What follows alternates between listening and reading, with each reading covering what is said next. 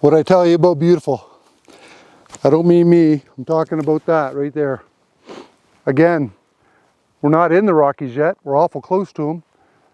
I'm actually thinking about putting together a video possibly later this afternoon, maybe tomorrow, of with the foothills coming in out of Longview. Big ranch country here. Some major ranches and a lot of beef cattle. In fact, I got to be careful where I walk sometimes. It's amazing where these things get into, and there's no fencing in this area. They're just allowed to wander wherever they go. So when you're on this road, and I do it all the time in the summer on my motorcycle, you got to be especially careful when you come around the curves, because we're not talking about little cows here. We're talking massive beef cows, walking steak. But what a beautiful day. It's warmed up a little bit. Not a great deal, I'm not going to lie to you. It's still probably just hovering maybe just below zero. Had my eye open. I was kind of hoping today we might see some elk. Don't want to see a bear. My wife and I ran into a grizzly here 2 years ago. It was about 30 feet from us. It was about the 1st of April, maybe the first week of April. Big male grizzly. Never seen, didn't realize they got that big. I would guess if he stood up, he would be 7 to 8 feet if he was standing up. And their heads are just, it's mind-boggling. I can't imagine what it'd be like to run into one. Anyhow, I still have my bear spray. Don't know how to use it and don't know how effective it is, but I do have it with me. So, thought I'd stop here and read a couple more emails. You know, every once in a while the sun has come out, but it hasn't stayed out yet. It looks like we got maybe a bit of a front moving in from the north over there. But this weekend's supposed to be 10, 11, 12 degrees here in southern Alberta. So definitely spring is on its way, and it's just, it's my favorite time of the year. You know, there's no place I would rather be than in the Rockies, you know, in the woods, in the Rockies. To me, it's like, it's the closest I feel to God ever, is when I'm in His creation. One of the things I want to do this summer is there's a place on Vancouver Island, and I'm going to be shooting a video there when I get a chance to go. I'll go up and visit my son, he lives in Tofino. But it's called the Cathedral of Trees, and it's the redwoods. And I'm telling you, the first time I went in there, it's just, I couldn't talk. I walked in, and it's funny, I was watching the other people, and everybody was completely silent. Much like you see when you go into church. When you know, it's funny, I've got friends that they don't believe in the Lord, unfortunately, but again, that's their choice. But I've noticed even with those folks that when we've been to church for a wedding or whatever, they'll walk in and they're very quiet. It's funny, you know that you're in the Lord's house. There's no two ways about it. Well, that's kind of the way I feel when I'm in nature. I know I'm talking right now, but it's just so beautiful, and I find that I am generally not as talkative when I'm out here. Anyhow, let's get to another email. This one was sent to me by Nathan Jones. Nathan answered, he may have been the first person that answered my request for emails. So let's get on to Nathan's here. Hello, my friend Lee. My name is Nathan Jones, and at times God has answered my prayer with signs. The first time it happened in my life, I was suffering with depression, and I no longer wanted to be here. I don't think I was suicidal, but I think my thoughts were getting darker. It wasn't long after 9/11, and I couldn't understand how mankind could be this way. You know, that's something I've struggled with forever. The only solace I ever took was when God created us, He gave us the freedom of choice. And so you have a choice of whether you want to be good or evil. The beautiful part is He doesn't give up on you. You can make all the wrong decisions, but you can always come to Jesus and ask Him for forgiveness. That's the beautiful part. But I know exactly what you mean. You know, as I get older, I become less angry when I think about it, but I'm more frustrated, if that makes sense.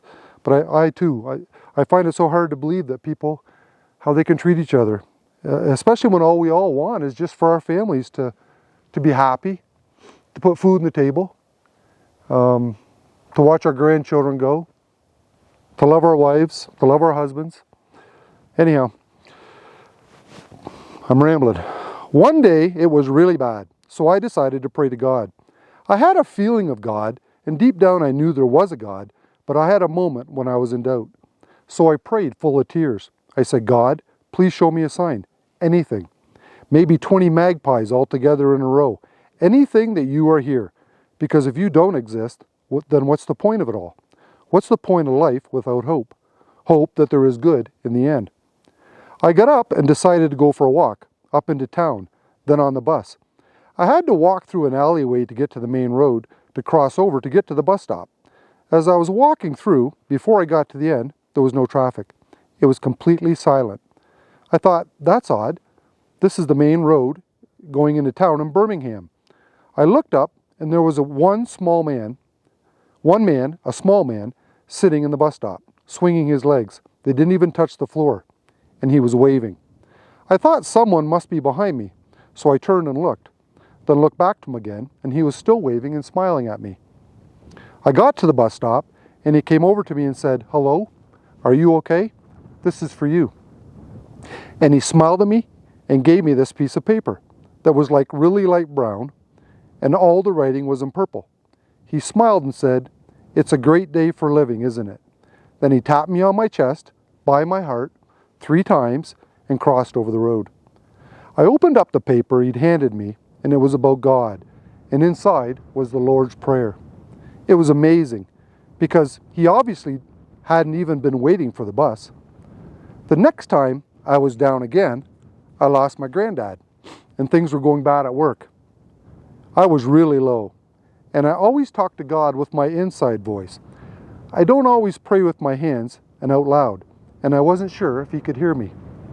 So I prayed and said, God, how do you want us to pray to you? Please show me a sign. Within minutes, there was a knock at the door, and 2 women were there from the Jehovah's Witnesses. I said, I'm okay, thank you. And they said, no, this is for you, take it. It was the book they make. I'm not sure what it's called. I said goodbye and went into the kitchen. And there on front cover it said, how do we pray to God? I got goosebumps. Well, excuse me, I'm getting goosebumps right now too. That's amazing. That is amazing. The next time was last year in lockdown. I had just published my own children's book, way to go, and ordered some copies from Amazon. I was down with all this COVID, so I prayed. It was a Sunday. I said, God, please let me know everything's going to be okay. I'm scared. Please show me a sign. And my book is not meant to be delivered today. Maybe get it delivered today as a sign. Thank you. Amen. Within minutes, I received an email saying it was being delivered. I was amazed. Once it was delivered, I was even more amazed. I had ordered 5 copies to give to people, but one of the copies had my book and another book inside called Will This Last Forever by Naomi Williams. The book was about COVID and Christians at this time and about a worried child. And in the book was the prayer, Psalm 23, the Good Shepherd, and about how to trust in God and the Lord Jesus and not to worry because it will all be okay if you trust in Him.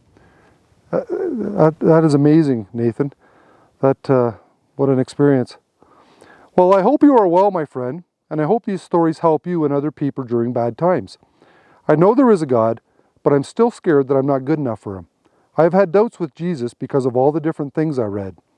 I know that there is a God, and I know Jesus is real now. I just pray He forgives me for having doubts. Peace out, matey. I pray God looks after us all. Matey. Nathan must be Australian. Is it not Australian that's the matey? Well, Nathan, thank you very much for your letter. I appreciate it greatly. I know that a lot of people that are watching will as well. But I guess, you know, I've been where you are. I mean, we all have doubts. We all sometimes our faith is weak. Again, that's the reason why I wanted to share these stories with people, because by sharing our faith, we affirm to each other, and we affirm to ourselves, then we affirm to the Lord, His presence. So, thank you. But you know what? One of the things that kind of caught my eye is that you wondered if you were worthy enough. And honestly, Nathan, I don't think you need to worry that you're worthy enough. In fact, I'd guarantee it to you, simply because of the fact that you wonder if you are worthy enough. It would seem to me that if a person didn't wonder if he was worthy enough, he would just think everything he did was okay, and you're worthy, obviously. If you're worrying about it, you're obviously worthy because you have that caring part about you. You know, it reminds me of, I had a friend, my best friend, and from grade 5 until we were about in our 30s, and he was the kind of friend that we moved away from each other, and sometimes I wouldn't see him for months. Might be 5 months, might be 2 months, 3 months, but one of us would call the other, and we would arrange to get together to go golfing or shoot some pool, or you know, just to meet. And it was like a day had passed since the last time we saw each other. It was that kind of friendship. His name was John. John got in a car accident and ended up breaking his neck and a bunch of bones in his back, and he was in a halo for months in the hospital. And when he got out of the hospital, he was on painkillers, but the pain was just, he told me it was he couldn't even describe it. And nothing he took helped with the pain. So John, when he was about 32, committed suicide. It was the worst day of my life. But the reason why I bring this up is because when I went to the funeral, his daughter, he had a teenage daughter, and she came up to me and in tears, and one of the things she said to me was, because he had committed suicide, she was scared that he wouldn't go to heaven. And I you know what, and there's some teachings I have a difficult time with, and I don't agree with that one at all. And I told her, I said, when you did something bad, did your dad not love you? Did he quit loving you? And she said, no. And I said, do you think there was anything you could do that would make your dad not love you? And she said, no. And I said, well, God and Jesus is our Father, and we're His children, and there's nothing we can do that would make Him not love us. He knows that John's a good man, and he knows the circumstances. And anyhow, I don't even know where the words came from that day, because I'm not generally that smart, but for whatever reason, they came to me. So anyhow, Nathan, been there, done that, and it took me years to realize that I was worthy enough. And I guess another way to look at it is, if your kids don't worry that they're worthy enough to have your love, if you see what I mean. Anyhow, rambling again. Anyhow, I'm going to go to my next email. This one is, this was a story that I actually came across while I was looking for inspiration. It wasn't an email. I do this often. I look for stories of inspiration when I'm down, when I need a boost. I think like most of us do. Anyhow, hello, my name is Andrew, and I'd like to tell you my experience of how I found Jesus after I had completely given up believing in Him. On Tuesday, February 28th of 2012, I took an overdose of 86 pain-killing tablets. The reason for the overdose has no importance here. I took the pills at 10:30 in the morning, and later when emergency service arrived, I refused to go to the hospital. By Wednesday, I was very ill, but had woken and was shocked to find that I was still alive. Thursday, I awoke again, but now with extreme abdominal pain, and took more painkillers to subdue the pain. Friday, I couldn't endure it anymore and went seeking medical help. I went to the hospitals where doctors drew blood and urine to do lab tests. 4 hours later, the results came back, and the prognosis was acute liver failure due to my potentially fatal overdose. The doctors explained that there was nothing they could do for me. They couldn't give me anything for the pain because it would kill me immediately. Instead, I was told that they would make me comfortable, and that with all the toxins in my blood due to the liver failure, I would go into a coma within the next 24 hours and then pass on shortly after that. They explained that my ALT at the time was 55-65 and should be between 5 and 40, and my AST was 73-17 and should also be between 5 and 40.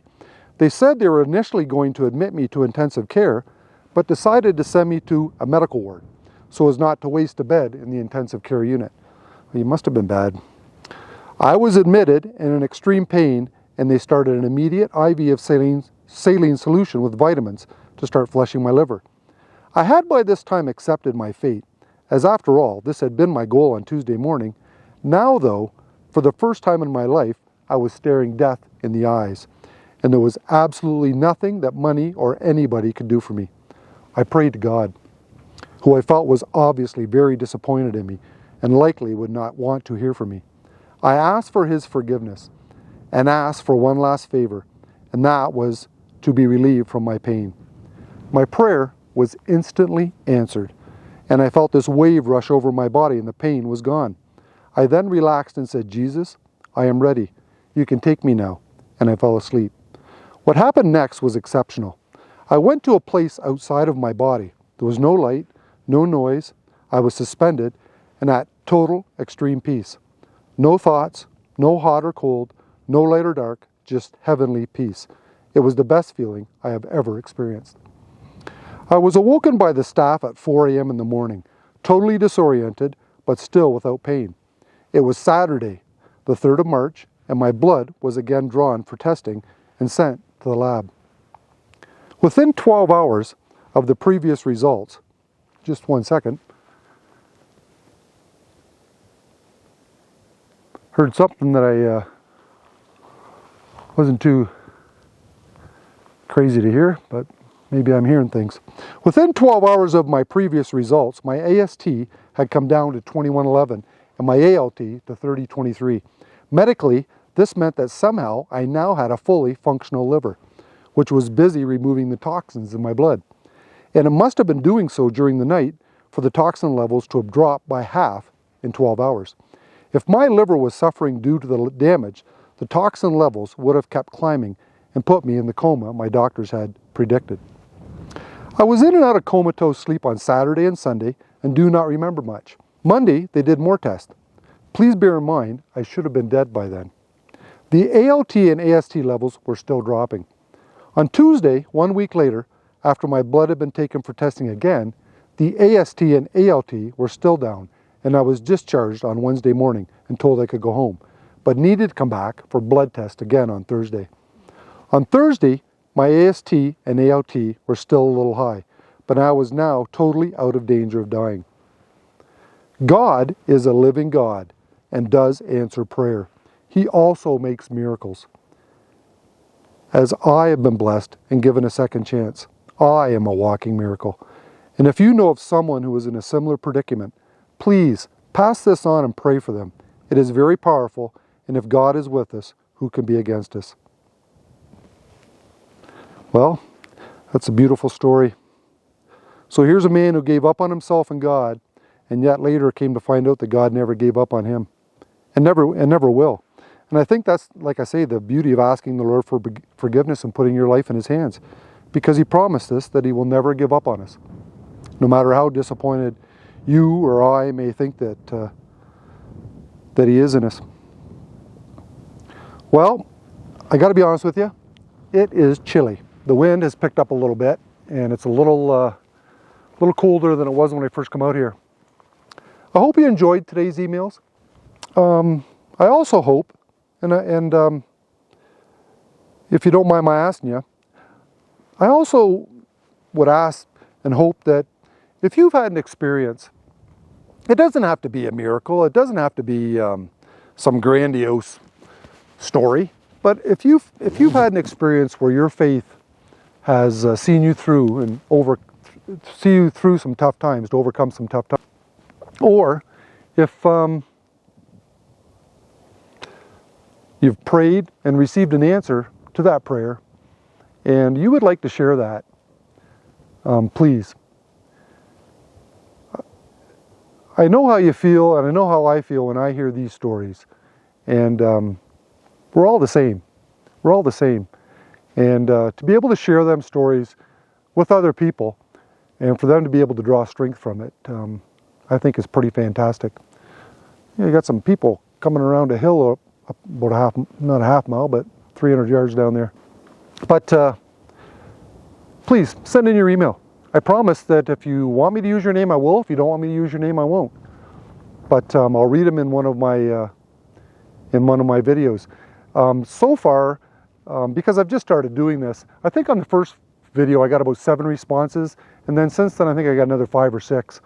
So when I do this, I'm trying to read 2 a time, so that gives me enough for 5 or 6 videos. So I'm constantly going to be looking for new ones to refresh, and so that I can continue to make these videos and continue to tell these stories.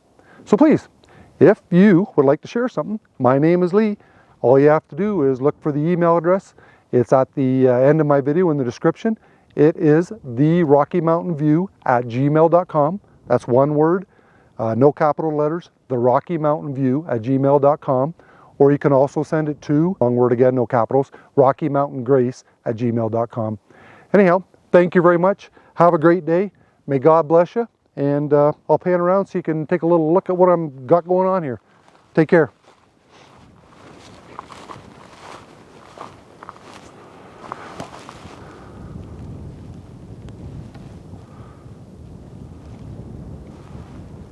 I'm kind of in the trees, so I'm going to have to step out a little bit. But here's what we got going on here. Man, it's beautiful. You know what, I've never minded the cold weather. Actually would rather be cold than hot. So there's the area I walked in from, hiked in from with my backpack and my camera. Stood in those trees because the wind was blowing from that direction when I first got here, but now it's switched around on me. So that should give you a pretty good idea of where I'm at. Down below we got I'm not sure what river that is. I'm not even sure if it is a river. It splits up quite a few times. A lot of it I think is just for snow melt and what have you. Anyhow, have a great day. Thank you.